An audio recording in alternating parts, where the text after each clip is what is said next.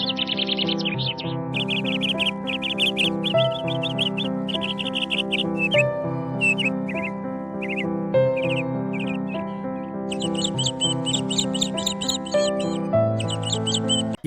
பிரியமானவர்களே, பனிமே மத ஜபக்குழுவின் காலை பணித்துளி நிகழ்ச்சி வழியாக உங்களை சந்திப்பதில் மகிழ்ச்சி அடைகிறேன். இந்த தியானத்தின் கடவுள் பணித்துளிகள் ஒவ்வொரு நாளும் நம்மை நனைத்து அவர் பிரசனத்திலும் இறை வார்த்தையில் வளர்வோம், வாழ்வை வெற்றியாக்குவோம், சிந்திப்போம், வாழ்வாக்குவோம்.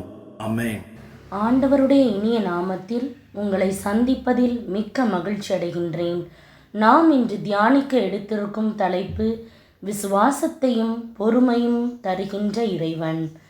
தியான வசனம்: எனவே திரண்டு வரும் மேகம் போல் இத்தனை சாட்சிகள் நம்மை சூழ்ந்து நிற்க, எந்த சுமையையும் நம்மை பற்றி கொண்டிருக்கும் எந்த பாவத்தையும் உதறி தள்ளிவிட்டு நமக்கு குறிப்பிட்டுள்ள பந்தயத்தில் மன உறுதியோடு ஓடுவோமாக. எபிரேயர் அதிகாரம் 12 வசனம் 1. இந்த வசனத்தின் மூலமாக கடவுள் நமக்கு உணர்த்துவதை சிந்திப்போமா? கிறிஸ்துவுக்குள் பிரியமானவர்களே, இந்த வேத வசனம் மிக அழகானது. ஏனென்றால் நம்முடைய வாழ்க்கையில் பல்வேறு பாரங்கள் நம்மை சூழ்ந்து கொள்ளும்போது அதை ஜீரணிக்க முடியாமல் தவிக்கின்றோம்.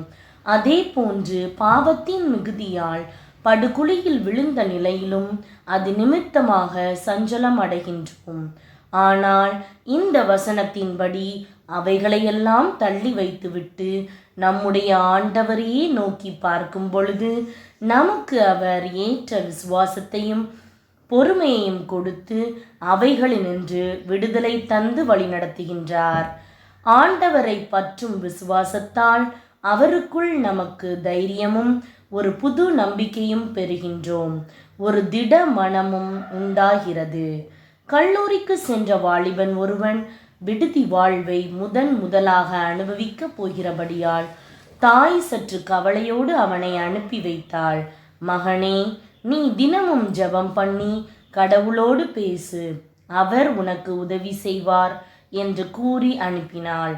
முதலில் அதை கடைபிடித்த அந்த மகன் நாளடைவில் சில கேவலமான காரியங்களில் ஈடுபட்ட ஒரு சில மாணவர்களை கண்டபோது, நாமும் இப்படி சுதந்திரமாக இருக்கலாமே, ஏன் இந்த கட்டுப்பாடு என்று தன் பக்தியையும் ஆண்டவரை தேடுகிறதையும் சற்று குறைத்துவிட்டு அவர்கள் காண்பித்த வழிகளிலே ஆவலோடு திரும்பினான். முதலில் அது அவனுக்கு மிகுந்த சந்தோஷத்தை கொடுத்தது. ஆனால் நாட்கள் செல்ல செல்ல அவன் மனதில் சமாதானம் குறைய ஆரம்பித்தது. படிப்பில் குறைவுபட்டான். சரீரத்தில் வியாதிகள் வர ஆரம்பித்தன. அப்பொழுதுதான் அவன் தாயின் முகம் அவன் கண்களுக்கு முன்பாக பளிச்சிட்டது.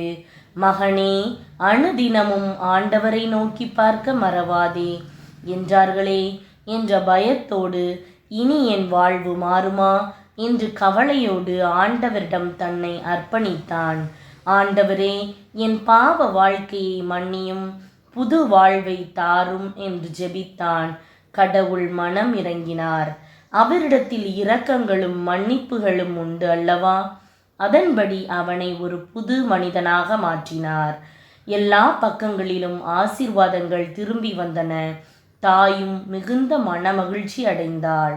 அன்பானவர்களே, நாமும் நம்முடைய கண்களை நமக்கு ஒத்தாசை வரும் பர்வதங்களுக்கு நேராக தெய்வ பயத்தோடு ஏறெடுப்பதில் ஜாக்கிரதையாய் இருந்தால் ஏற்ற விசுவாசம் பொறுமையை தந்து நம்மையும் ஆண்டவர் ஆசீர்வதித்து வழி நடத்துவார்.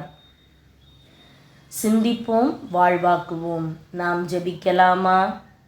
என் அன்பு தெய்வமே, உம்மையே நானும் இன்று முதல் எல்லா காரியங்களுக்கும் நோக்கி பார்க்க, அதன் மூலமாய் என் வாழ்வு ஓட்டத்திலே விசுவாசத்தையும் பொறுமையையும் கற்றுக்கொள்ள எனக்கு கிருபை தாரும்.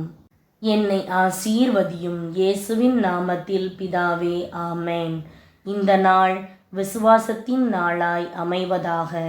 Praise the Lord.